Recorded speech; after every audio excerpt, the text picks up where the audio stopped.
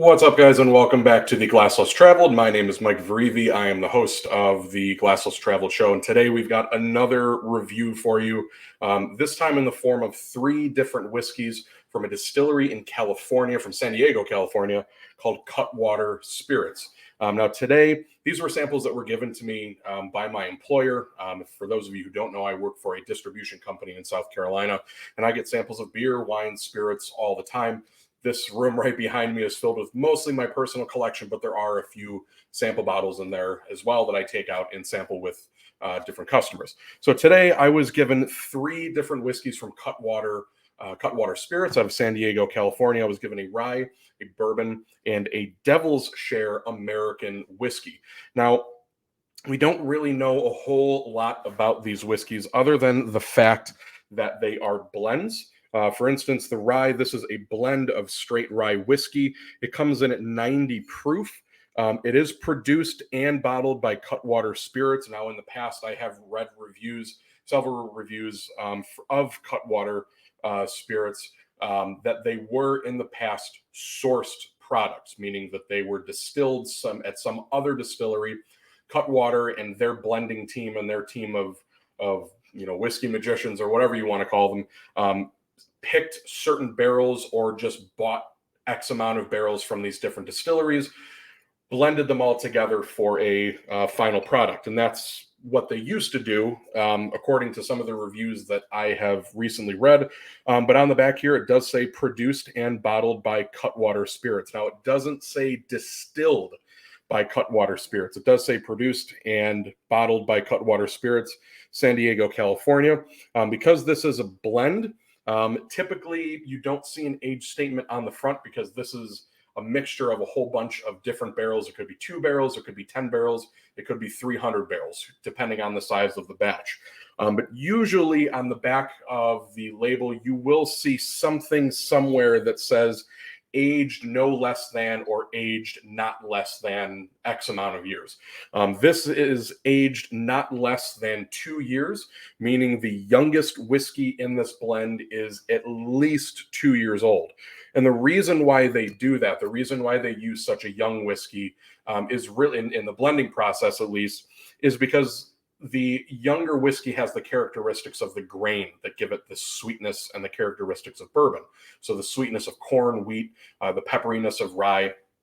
The aged spirits, realistically, there could be whiskeys in here, rye whiskeys in here up to 20 years old. We don't really know, but bare minimum, the law requires that you at least state the youngest whiskey that is on that is in that blend, and the youngest in this blend is at least 2 years old.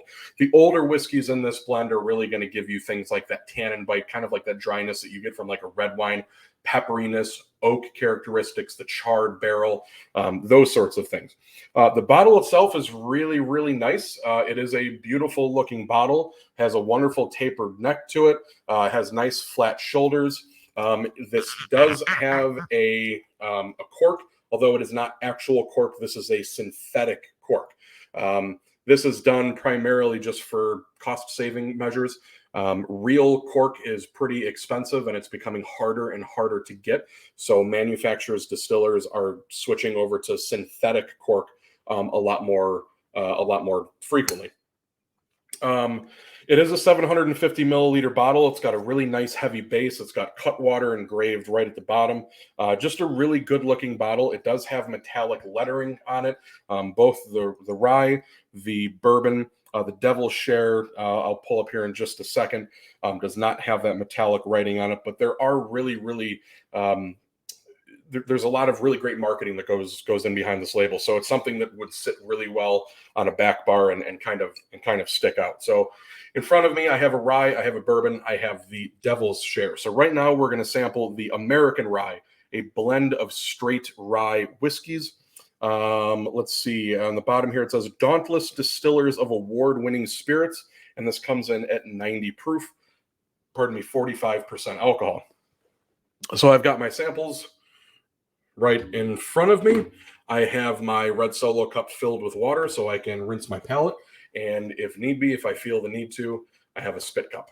And it's not clear, so you guys don't see all the spit that I'm spitting in there. Why do I have a spit cup? Because I'm sampling 3 whiskeys. It is 5:45 in the afternoon, and my job is to sample beer, wine, spirits.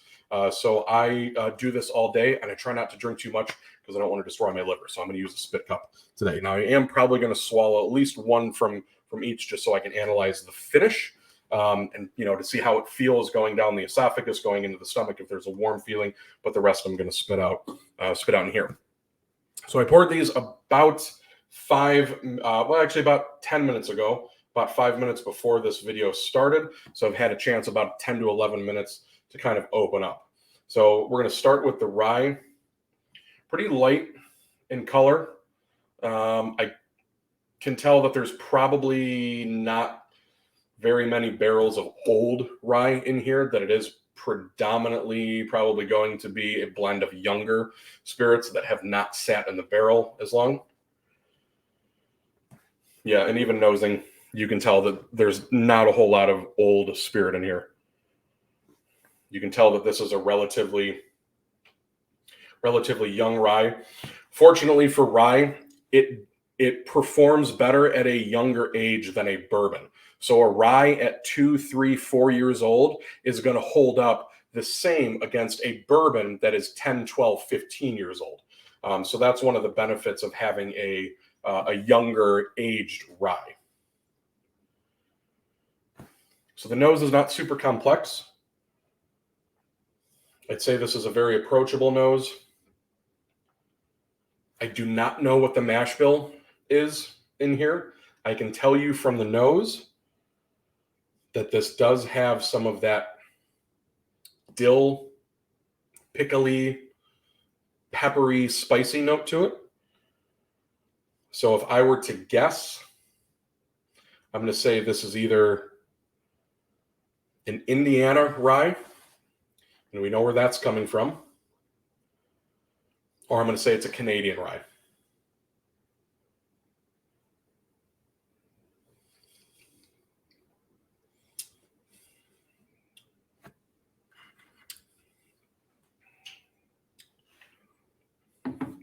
Take some notes here.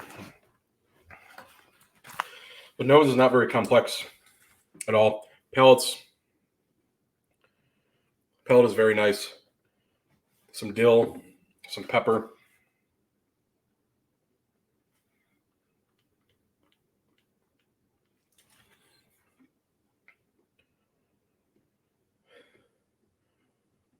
Little hints of clove.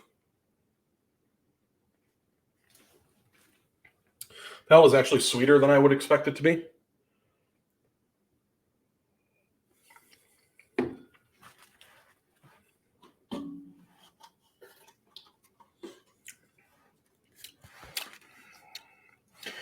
For 90 proof, it drinks a little bit hotter on the palate. Not so much going down. The finish is very short. Even after that first swallow and that first sip that I did, the tingling, the warmth going down the throat into your chest, it's very short, it's very brief. Leaves kind of a lot to be desired if you're a whiskey snob, if you're somebody who really likes that sort of thing. Palate, peppery.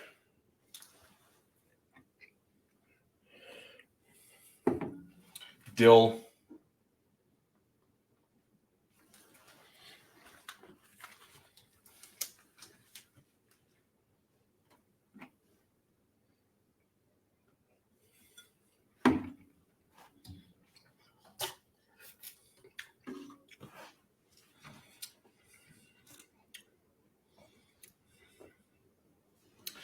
A little bit of caramel chew, the soft caramels that you would get. I'm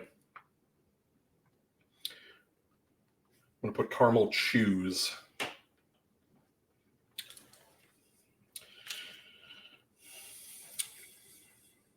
You get no fruitiness, no stewed fruits that I get from some 100% ryes, which leads me to believe that this is either A, from Indiana, or B, a Canadian rye. They typically have this flavor profile of being very, dill forward, like pickle forward, peppery.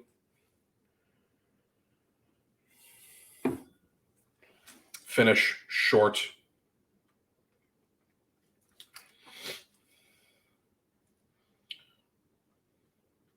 Short, lackluster.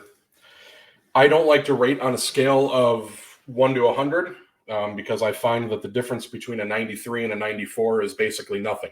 I really prefer to rate on a scale of 1 to 5 because that's what most people can relate to. 1 being it's just absolutely terrible. I would never drink this again. 5 being I would drink this definitely again. Not only is it an everyday sipper, but it's something that I would actually go out and buy.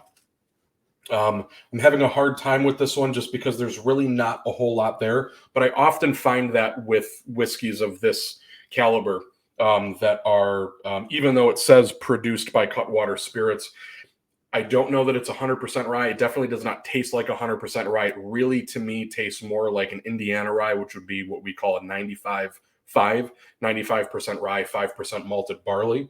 That's what it drinks like to me. It could also be a Canadian rye, a lot more dill forward, pepper forward. Oftentimes you see that flavor profile in and I'm drawing a blank right now. Whistle Pig. But a little bit sweeter. I want there to be more. This would be a great entry level to rye. I think this would actually go really well in a cocktail. I think the peppery notes would really help balance out the sweetness of an old fashioned. That caramel chew, that sweet caramel chew note that I got on the palate, I think would really play well in an old fashioned or even something like a Manhattan. So if I were to grade this on a scale of 1 through 5, I'm going to go 3.5. It's not something that I would particularly reach for on the shelf at a liquor store. I don't think it's anything that I would buy personally. But if I saw it at a restaurant, at a bar, I would absolutely have a cocktail made with this. So Cutwater American Rye, I give it a 3.5 out of 5. So let's rinse our palate and move on to the bourbon. Now, again, I don't know the mash bill on these. Rumor that I've heard is that the Devil's Share American whiskey utilizes a 4-grain mash bill. Now, I don't know if that's true for the bourbon, but for the Devil's Share American whiskey, it's said to use a 4-grain mash bill. That's just what I heard. I don't know if that intel is accurate or not. I don't know what the 4 grains would be. My assumption is that it's going to be corn, wheat, rye, and barley. But they could also have thrown something in there like oat or sorghum even. So I'm not really 100% sure. So now that I've rinsed out my palate, let's move on to the bourbon. So again, coming in at 90 proof. This is a blend, minimum of 2 years old. A lot more complex in the nose, much more complex in the nose than the rye. So I'm going to put more complex than rye.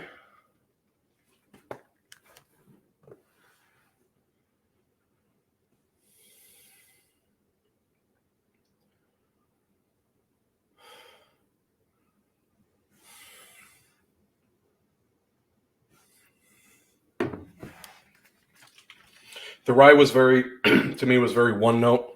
We can pull out a few more things in here. Unfortunately, the biggest note that I get in here, which is really a shame because I hate to see it, is fingernail polish remover. There's a sweetness in there.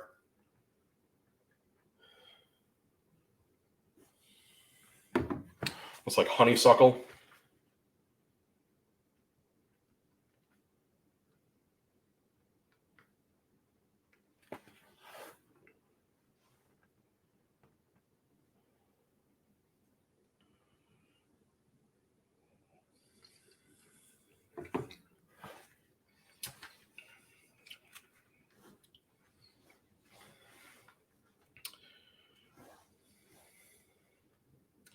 Palate.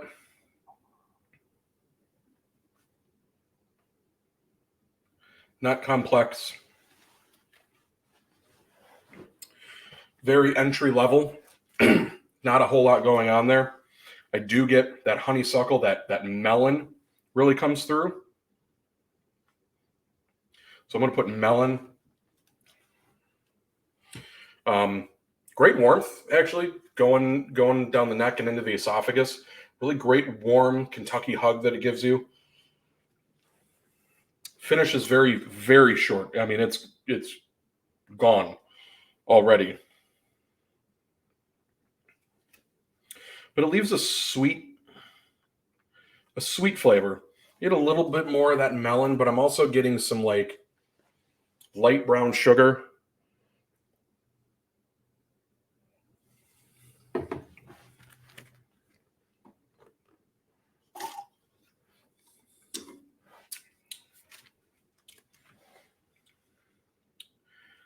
Yeah, that brown sugar comes through on the palate. Combination of the melon and the brown sugar is actually pretty nice. Again, it's not super complex. There's really not a whole lot going on there. But that combination of honeysuckle, a little bit of cantaloupe, and then the brown sugar is actually pretty enjoyable. The finish, again, very, very, very short. I mean, it's basically gone in a whiff. There's really not much there. Short, sweet, not a whole lot to go on. The bourbon, again, 1 through 5. Just because of that melon and the brown sugar note, I'm going to go just a tad higher than the rye. I'm going to go 3.75 out of 5 for the bourbon. I'm not a big fan of the peppery dill note in rye whiskey.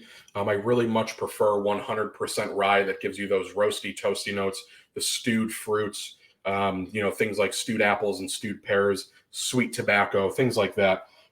This rye was a lot more traditional, what we call an Indiana rye, like a 95.5. Had more of that dill flavor, a little bit more of those pepper notes, some of the clove notes. The bourbon itself, it was more complex than the rye. It did get some of those melon and some of the honeysuckle, cantaloupe notes, but there really just was not a whole lot going on there. In a cocktail, I think this would be great.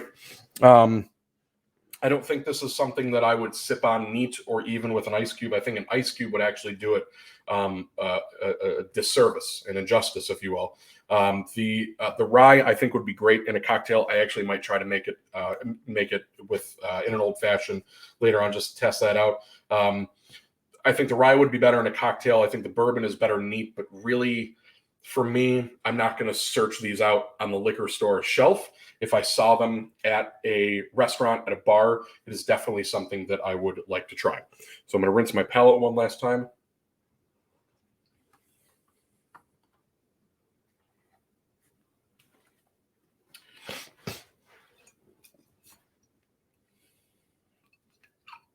Okay.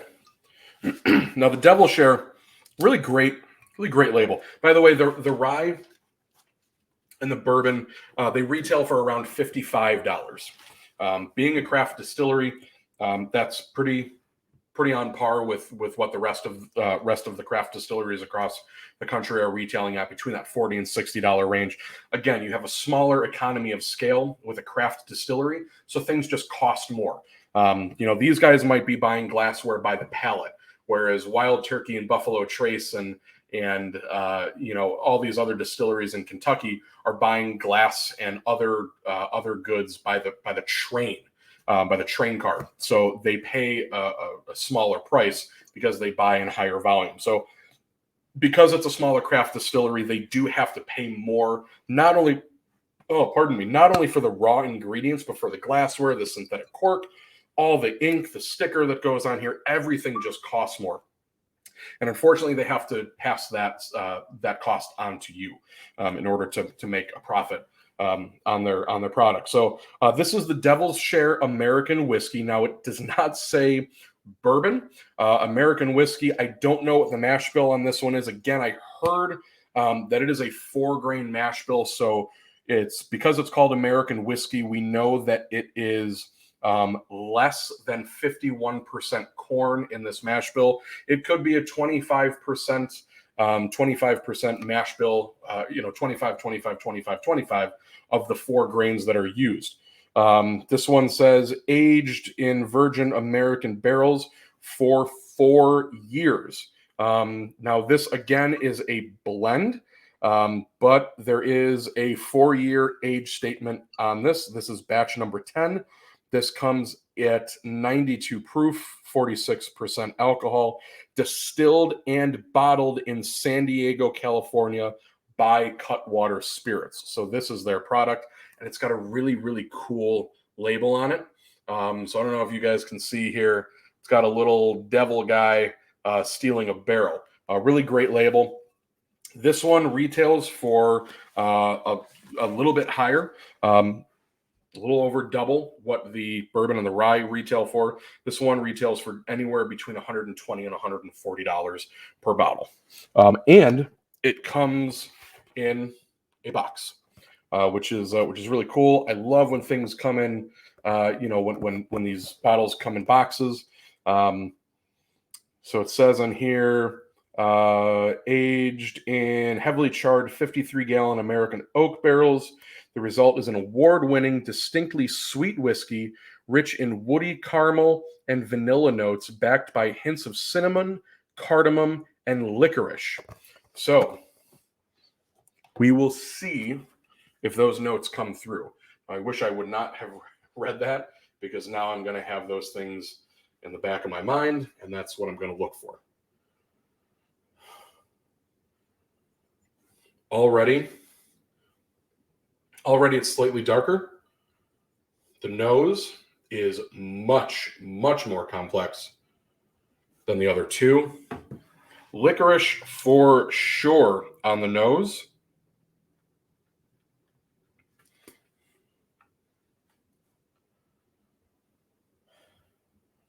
Black tea. Black tea is a note that I love finding in whiskey. I love drinking black tea.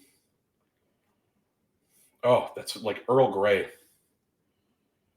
That is just fantastic. The nose on this is really quite spectacular. I mean, if I could have a candle made out of this. Fruity. Pear. Just want to keep smelling this.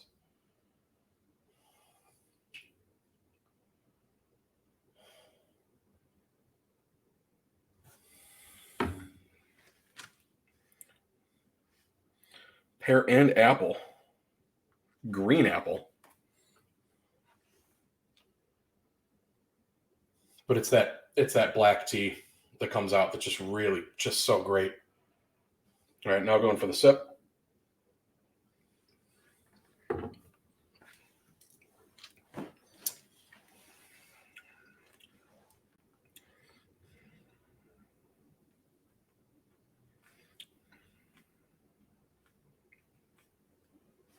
Cigar tobacco.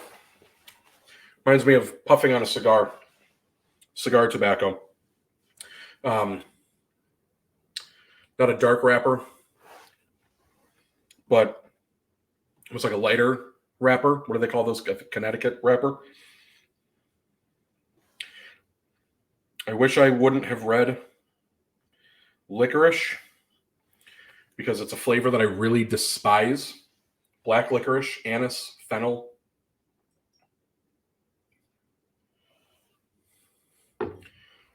But it's that black tea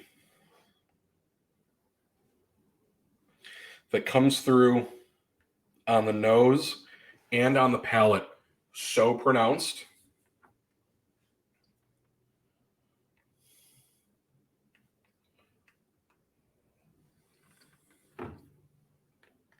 I know I should have spit that one out, but it's really good.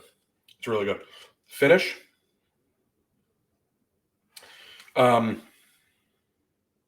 So this is interesting, and it's making me question what if this is a 4 grain, what the 4 grains are.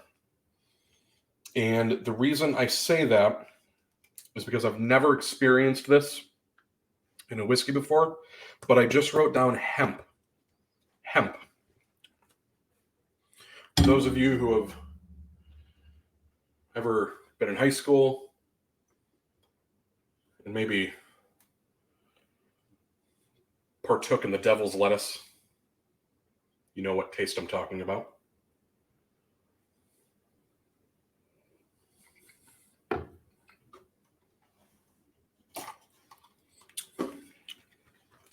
Cigar tobacco, licorice, black tea.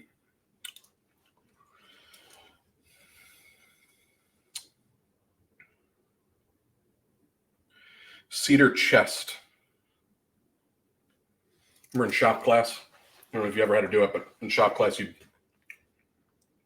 built a chest. It was part of the project for the year, lined in cedar. And I get a little bit of that cedar chest note in there. But honest to God, it's that black tea that I think is just absolutely fantastic. Now, this one does have an MSRP of on the low end, you're looking at about $120. Finish, again, hemp. This one has a much better finish. This one has a medium finish, very warm. Great Kentucky hug. That's that warm feeling that you get right here. They call that the Kentucky hug. It's very warm right here. Get a little bit more of that orchard fruit.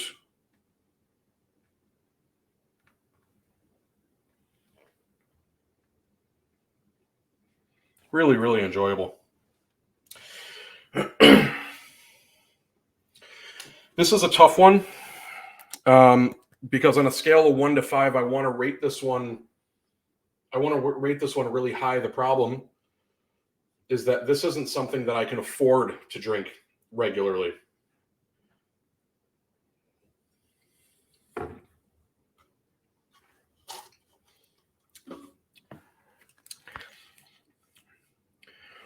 But I'll be damned if it doesn't taste absolutely fantastic. 92, we're going to say 92 proof, 46%. 92 proof.